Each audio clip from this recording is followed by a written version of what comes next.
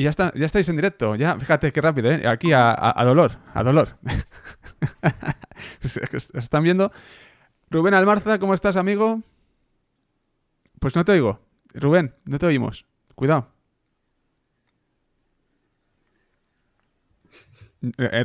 Roberto. Sí, ¿a mí me oís? Hostia. Me has dejado sordo, Roberto. Bien. Pues eso que estoy hablando bajito. A mí me dicen lo mismo, que hablo muy...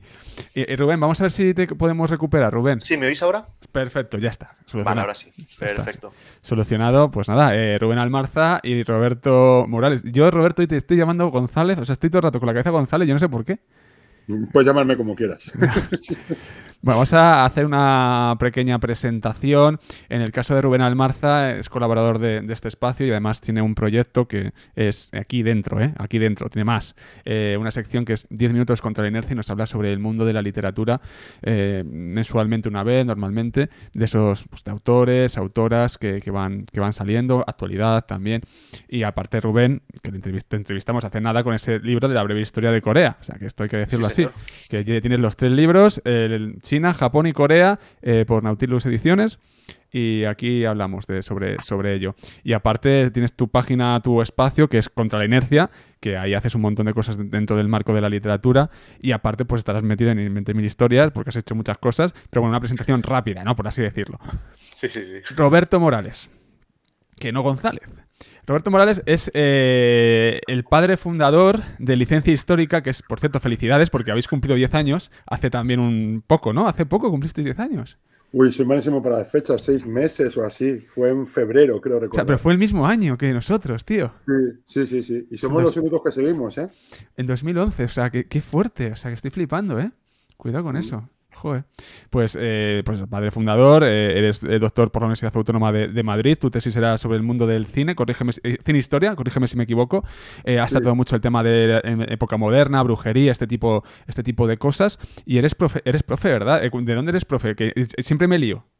es de un centro adscrito a la Rey Juan Carlos, de la ESERP. Estoy en la Plaza de la República Dominicana, por ahí dando guerra. Ah, bueno, yo estoy estudiando periodismo en la Rey Juan Carlos. No sé si lo Ah, sabías. Estoy en tercero sí, ya, sí. sí, sí. Pues estoy ahí. Qué bueno, qué bueno. Pues nada, y bueno, y aparte, pues Roberto también hace un mogollón de cosas de divulgación. Tienes un espacio de radio en Radio Enlace, ¿verdad? ¿Sigues, no? Sí, sí, sí, sí, Sigues. sigo. Ahí hablando media hora de literatura, también pues, una sección de semanal. Pues ahí sigues, que efectivamente. Y bueno, pues con esta presentación, que yo creo que ya está, cosas concretas, vamos a abordar esta mesa, que es claro, la mesa literaria. Y me decían, pero qué dinos, ¿no? Y tenéis razón, ¿no? Lo primero de todo, esto es muy amplio y hay que acotar, ¿vale? Lo primero de todo es cómo veis ahora mismo, cómo veis el panorama literario actualmente, ¿no? Esto también está ligado al mundo editorial, porque no se puede entender, en cierta medida, lo que es el panorama literario sin entender el mundo editorial, porque ¿quién saca los libros? Las editoriales. Parece un poco de perogrullo, pero es que es así, ¿no? Entonces, ¿cómo veis este panorama en cuanto a autores, autoras y géneros? Es decir, ¿qué autores, autoras ahora mismo están destacando y qué géneros veis que están destacando en este ámbito?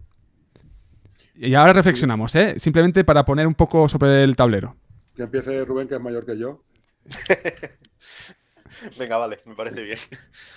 Bueno, antes de nada, que no se me oía antes, ¿qué tal estáis? ¿Qué tal estáis todos? Muchas felicidades por estos 10 Muchas años. gracias y también a Joder. ti, joder. Bueno, y lo extiendo también a ti, Roberto, que me acabo de enterar Gracias. también. O sea que, joder, es un ejemplo de constancia, de superación y de todo. O sea que enhorabuena a los dos. Pues bueno, en cuanto a la pregunta, yo creo que estamos en un momento bastante dulce, por decirlo así. Hay bastante oferta, ¿no? En lo que a publicación editorial se refiere. Hay bueno, bastante variedad de editoriales, muchas especializadas, otras más generalistas. Yo creo que es un buen momento para ser escritor debido a que bueno, pues es más sencillo que en otras etapas poder publicar. El problema que nos encontramos, sobre todo después de esto que hemos vivido, ¿no? Con la pandemia, es que muchas editoriales pequeñas están cerrando. Ese es el principal inconveniente, y que muchas editoriales también piden dinero para poder publicar a estos autores, ¿no? Entonces, es un poco las dos caras de una moneda, ¿no? Por un lado lo tenemos más fácil, por otro lado, pues es a un coste un poquito complicado, ¿no? Roberto, ¿cómo lo ves tú? Pues lo primero, muchas felicidades, Javier, Igual. Joder, pues 10 años de un proyecto cultural en España. Esto hay que valorarlo, ¿eh? En España. Ya ves. Entonces, espero estar celebrando los 20 y todos los que tengan que venir. Coincido bastante con el análisis de Rubén. Yo a lo mejor es que estoy un poquito más cínico sobre el tema y yo lo dibujaría. Efectivamente, vivimos un momento dulce, se ha vendido más que nunca en España, pero yo creo humildemente que estamos viviendo en una burbuja. En Puede una ser. burbuja que va a traer consecuencias. O sea, el otro día decían, y seguro que Rubén lo sabe, que como falta de todo, sabéis esto de que nos han dicho que no vamos a tener Navidad, tonterías, pero lo que sí que es cierto que falta papel y que los grandes grupos editoriales han comprado a mansalva papel y han dejado a los pequeños sin papel, ¿no? Entonces, yo estoy viendo cierto agotamiento del sistema, pero vamos, esto lleva muchísimo tiempo. Yo dejé la librería en Claro, 2008. tú has sido librero muchos años. Sí, y no lo soy porque cerró. Y muy contento es el profe, ¿no? Porque el trabajo de librero siempre me gustó, a pesar de todos los sinsabores que haya. Pero es que en España recuerda que se publican 73.000 libros al año. ¿Vale? Entonces, y esa es una burbuja que vamos arrastrando mucho tiempo. O sea, que sí, tiempo dulce, pero yo empiezo a ver ciertos signos de cansancio. Y ahora hablaríamos de lo que se publica, que sería otra... Sí. Claro, efectivamente, sí, entramos con ello, porque aquí estamos hablando de la calidad de los textos que se publican. En este caso, ¿qué veis? Que hay una calidad, baja la calidad. Incluso os preguntaría, ¿hay grandes libros en apariencia o mucho bombo de algunos libros que no lo son tanto también? Que puede ser, puede pasar esta cosa, que te venden una cosa y luego no es para tanto. Y luego aparte, sí, la calidad en general, ¿la veis regular, buena, mala? Bueno, hay de todo, yo creo. Hay de todo también. Hay que saber buscar y hay que saber, bueno, distinguir el oro de la paja, ¿no? Como se suele decir. A ver, el gran problema que tenemos, yo creo, es que hay unos grupos editoriales que son realmente amplios, que luego tienen pues sus diferentes editoriales más chiquititas, ¿no? Como puede ser, por ejemplo, Planeta, como pueden ser otros, que efectivamente, como ha dicho Roberto, van a acabar comiéndose a los pequeños, ya sea por falta de papel o por falta de medios, ¿no? Por otro lado.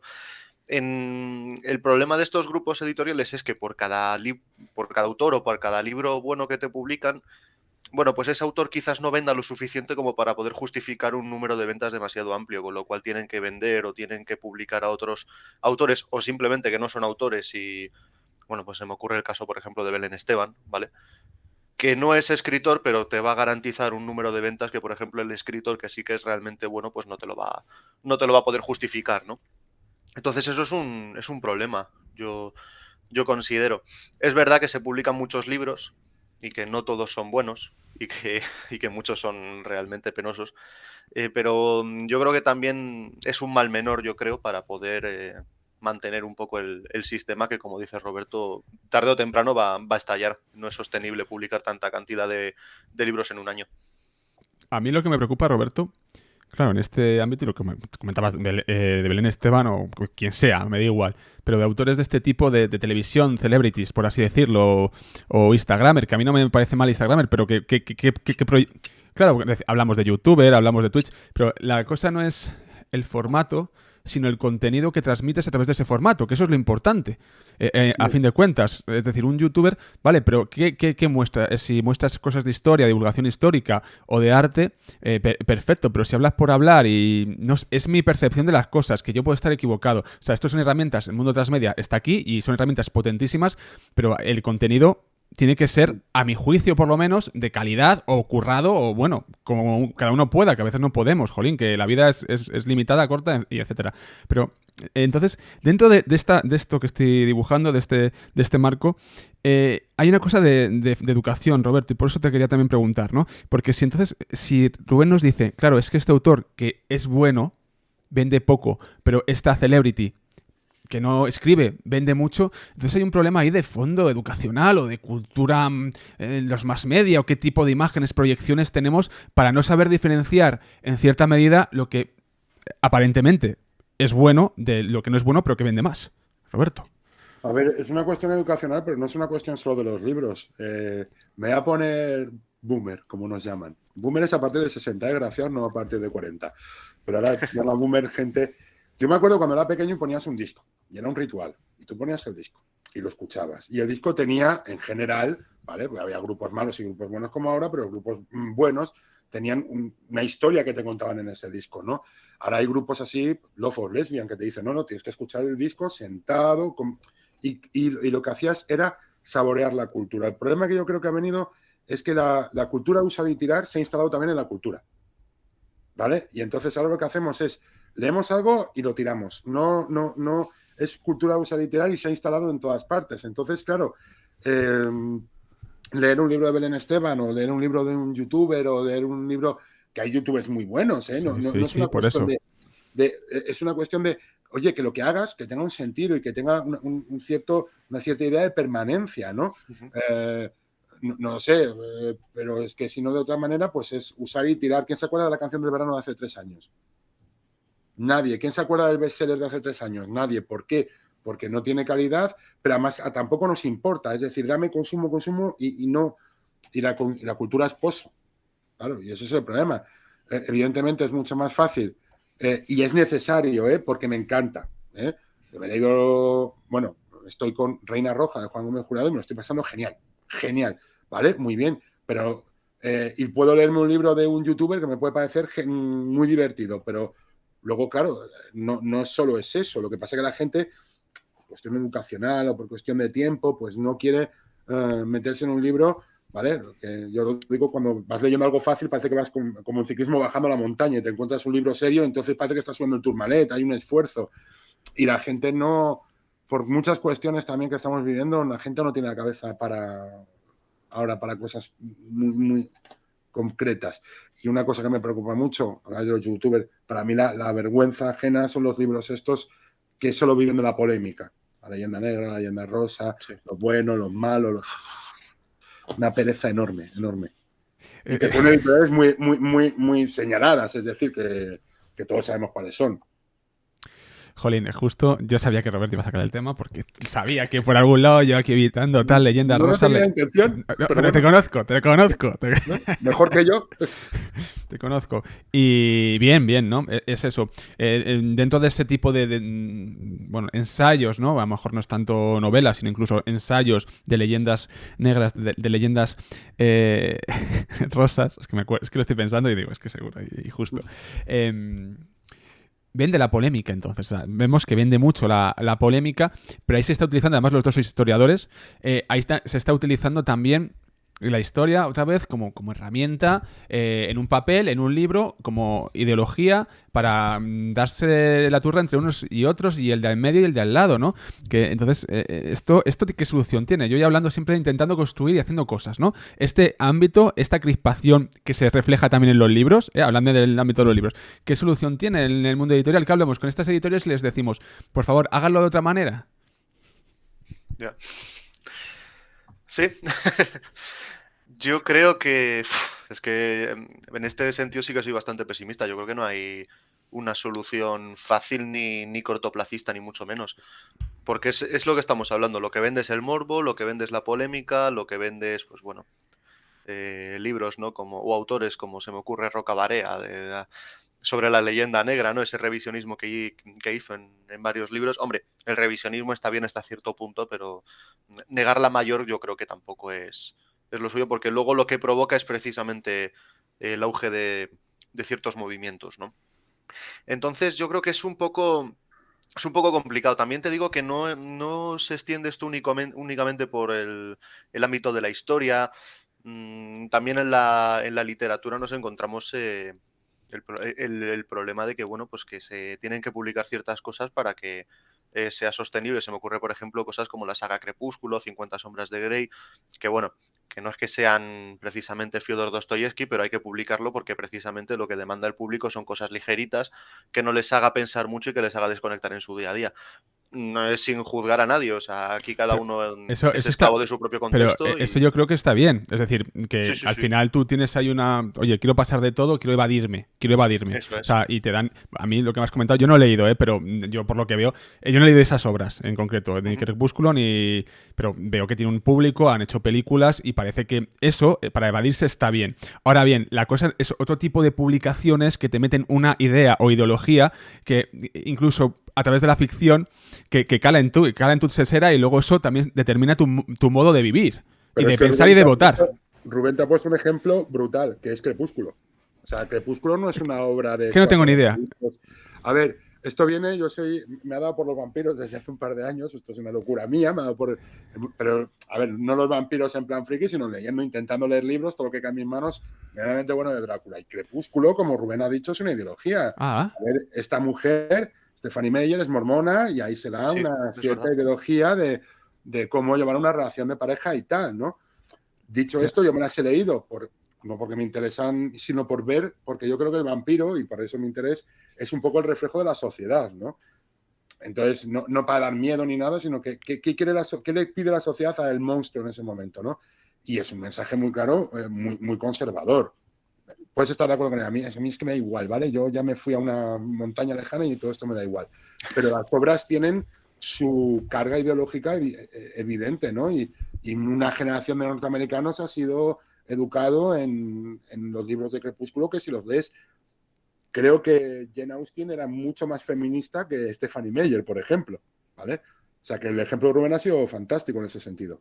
Joder, yo claro, pues mira, perfecto. Yo hablaba desde el desconocimiento. Claro, me lo pintaban como una historia de amor, algo rosa, ¿no? Pero no, parece que aquí hay cosas detrás.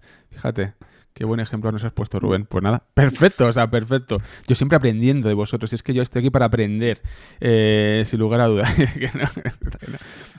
Vamos, No, dime, Roberto, no, Roberto. perdona, es que los libros, sé por dónde va la leyenda negra, la leyenda rosa. Yo hubo un tiempo en que me enfadaba, no sé qué, no sé si es cuestión porque la pandemia nos ha cambiado a todos. Todo el Sí, mundo sí, dice, sí. no, esto no ha pasado nada. Ha pasado. Mm, para mí mi ídolo es Montaigne, eh, y desde la pandemia que leí El infinito en un junco, dije, hace falta un reseteo y empezar a volver a lo clásico.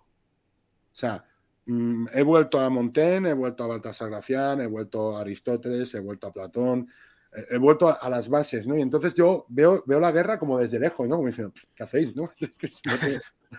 No tiene sentido, ¿no? Entonces, cuando alguien me dice, es que ya tengo mucha pereza, puede ser también no solo la pandemia, sino también la edad que dices, mira, paso. O sea, estoy ejerciendo mi derecho a no jugar, directamente a que hagáis lo que os dé la gana, que conmigo no contéis.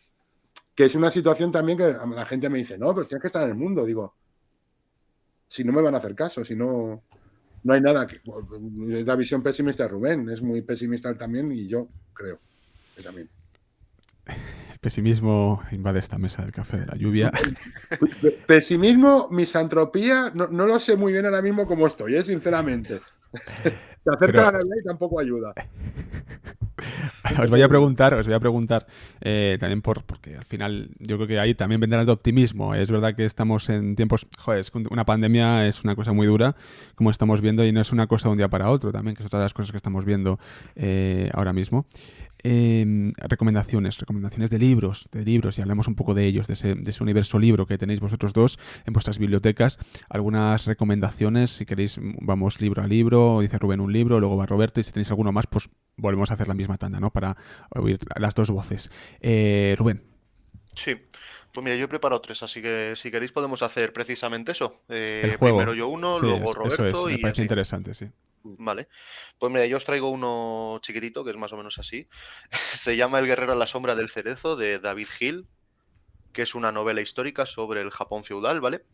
Que va sobre un médico itinerante que, bueno, pues va viajando por todo Japón, por los diferentes daimios, que son, como ya sabéis, los señores feudales, ¿no? Que había en Japón, que eran los que gobernaban sobre los samuráis y demás.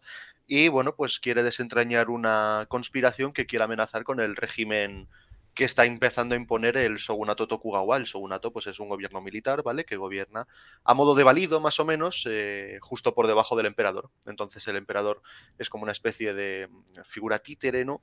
mientras que realmente quien ejerce el poder de facto son los shogunes. Y bueno, pues es una conspiración que quiere acabar con este shogunato y como este médico pues intenta solucionarla de una forma o de otra.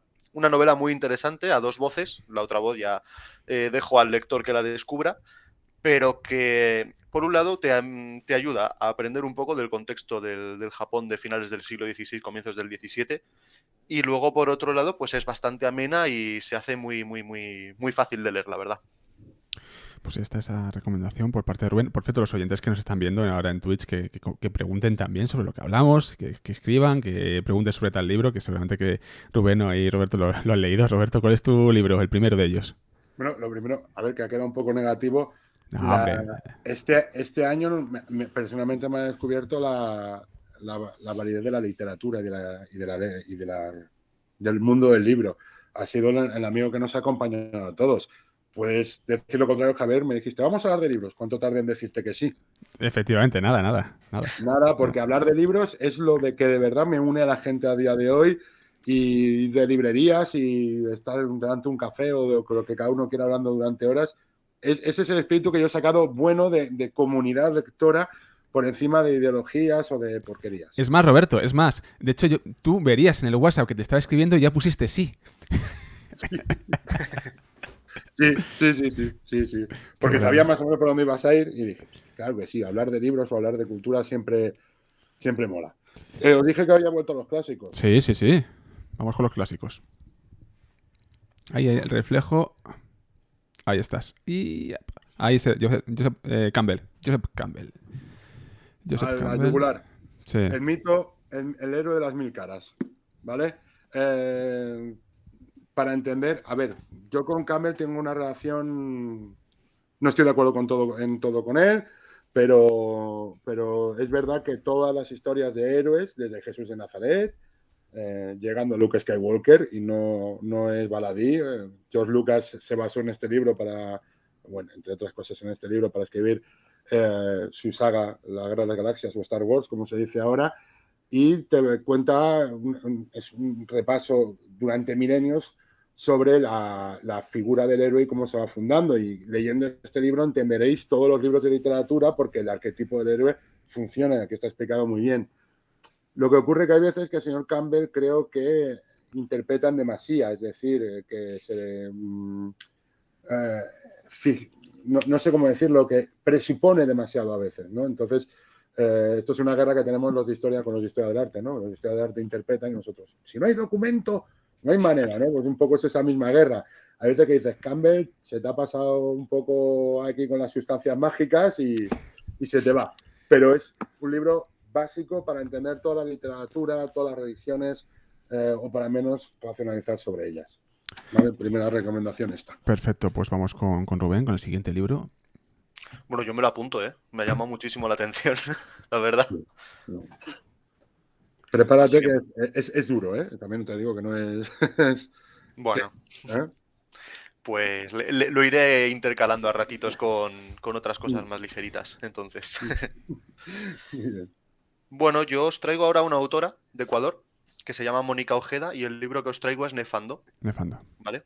Bueno, en primer lugar agradecerle a Luis del Imperio de los Libros, que me recomendó su lectura. Y bueno, es una novela un poco peculiar. Es una novela un poco peculiar, yo creo que esa es la palabra. De hecho, publiqué la reseña hace poquito y la verdad es que ha gustado. Va sobre tres hermanos mexicanos que se trasladan a Barcelona a estudiar y, bueno, pues entonces empiezan a convivir en un piso de estudiantes con otros tres chavalitos, y entre los seis empiezan a construir una especie de juego online a través de la Deep Web sobre, bueno, pues sobre una mujer que se encuentra en una habitación y las cosas que le van pasando, y se van intercalando, pues, bueno, pues un poquito de todo.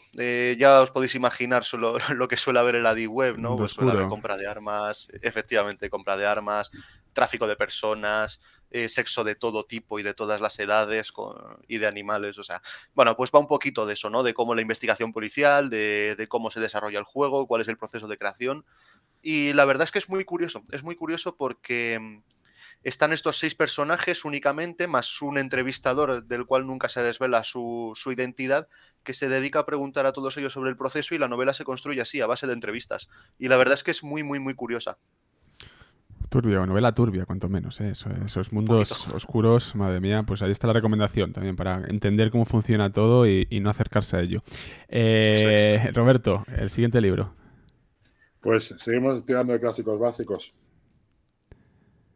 Ahí lo Esto, tenemos. La rama La rama dorada, dorada, sí. de Fraser, obra que es de finales del siglo XIX, luego hay una versión de 12 tomos. La de 12 tomos nunca se publicó, siempre se publicó estos 2 volúmenes que tengo aquí. Y, a ver, le pasa un poco como al amigo Campbell, hay veces que sobreinterpreta, ¿vale? Pero todos los ciclos míticos, todo lo que tenemos nosotros de cultura, como algo inserto en la cabeza, pues aquí tienen una cierta explicación, todos los temas de mitología, religión, magia, adoración a árboles, incluso tiene capítulos bastante interesantes sobre eso. Y un libro, otra vez, para leer con mucha calma, para coger muchas notas y para... Es un libro que podría darte para toda una vida, ¿vale? Porque empiezas a enganchar un tema con otro, ¿vale? Y pues el espíritu del cereal como animal, la transmisión del alma, cosas... y al final llega a la conclusión, o yo llego a la conclusión de que el ser humano en esencia tenemos el mismo mundo mitológico, el mismo mundo... lo cambiamos de nombre, sí, evidente, pero es lo mismo. Y es una joya que es muy difícil de resumir, y perdona si no lo he hecho muy bien, pero es que no sabía muy bien cómo hacerlo. Sí, se entiende la idea. Y jolín, estaba yo pensando también en esos libros de varias lecturas, de libros que te acompañan toda la vida, que también es un poco como el usar y tirar, ¿no? Que hemos hablado anteriormente. Es que hay libros que te acompañan toda tu vida y son herramientas súper necesarias para el alma. Roberto. Y además son libros que te lees con 20, le sacas un jugo, te lo lees con 30, es distinto, te lo lees con 40, es distinto. Por eso son clásicos, porque siempre que vuelves, al final el que te enfrentas al libro eres tú, que el libro te sirve como espejo de ti. A mí me ha pasado, últimamente estoy demasiado reflexivo, cuando yo tengo una manía de anotar los libros, supongo que por aquí también lo haréis, ¿vale? Sí. Pues a mí me está pasando una cosa curiosa, coges un libro 10, 15, 20 años después de la época de la carrera, empiezas a leer. Y es muy curioso porque se produce un regreso al futuro donde estás hablando el tú de los 20 años, el tú actual, por medio de las notas con el texto. Entonces es una ida de olla bastante grande porque dices, ¿y por qué apunté yo esto? ¿Y por qué me interesó esto en ese momento? ¿No? ¿Y por qué pensaba eso? Entonces es el libro al final para mí es un remanso de autoconocimiento, incluso, si me apuras. Desde luego. Estaba yo, bueno, es que estoy pensando en muchos libros, el Que soy los gusanos, clásico de los clásicos, cómo cambia todo, cómo te cambia la mirada también, dependiendo de la época que lo leas, la concepción de la historia. Bueno, es que ya me emociona hablando de historia también. Rubén, el sí. tercer libro. Sí, bueno, yo antes de presentarlo, comentar que efectivamente yo, por ejemplo, tengo un libro que es perfecto ejemplo de lo que acaba de decir Roberto, que es El guardián entre el centeno, que me lo leí con 14 años y decía, madre mía, este chaval, qué maravilla, cómo se revela contra el sistema, y lo he leído hace un par de años y he dicho, pero será normal este crío, ¿no? Un poco así. Perdona, a mí no me gusta releer precisamente por eso. Porque me va a decepcionar el libro y digo, mejor lo dejo ahí en el pasado porque vaya que lo lea y no me mole. Perdona la interrupción, Rubén. No, pero es verdad, es mejor, sí.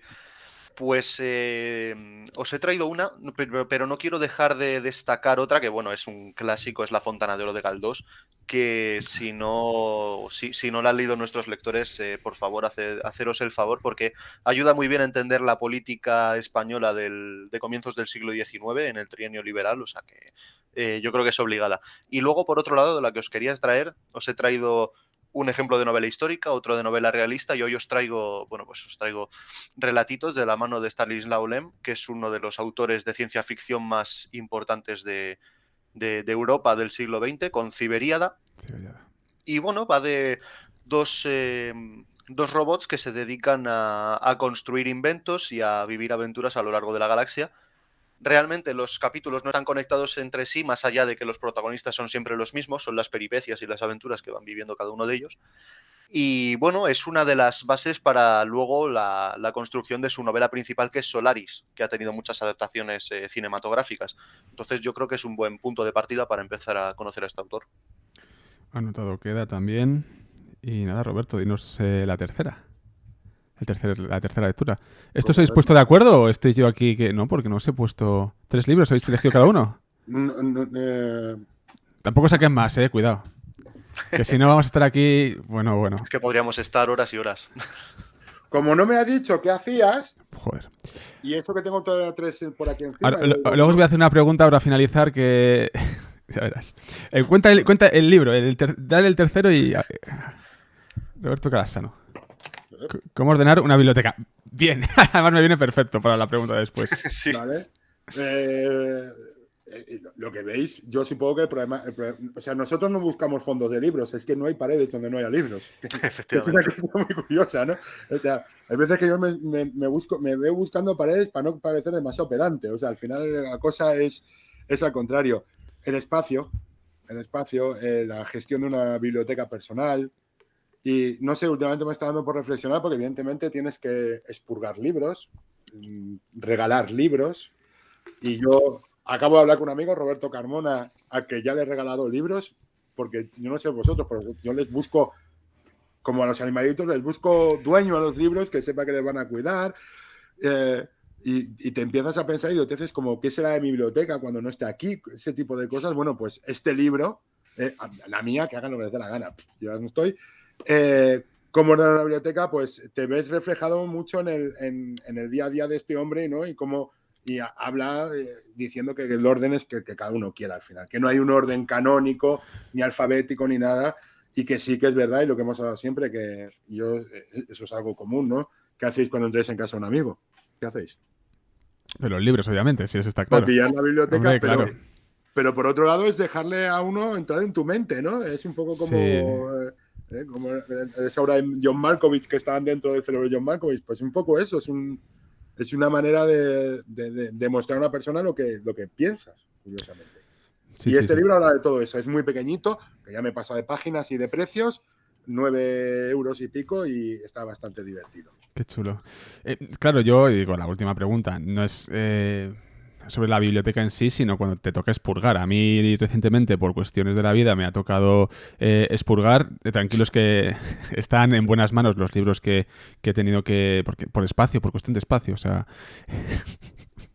Entonces, claro, bueno, pues nada, por cuestión de espacio y bueno, en este caso, pues en un centro social, biblioteca social, pues una serie de libros, pues sabemos que van a estar en buenas manos y ahí han ido, ¿no? Pero bueno, que esto pasa, ¿no? Y con todo el dolor de tu corazón lo haces, ¿no? Porque al final es verdad que es una parte de ti y tienes que seleccionar muy bien, porque a veces dices ya, es que lo que tengo en la biblioteca, tengo de todo, pero ¿qué es lo que no puede faltar en mi biblioteca? Ahí está la clave, ¿no? Ahí está la clave.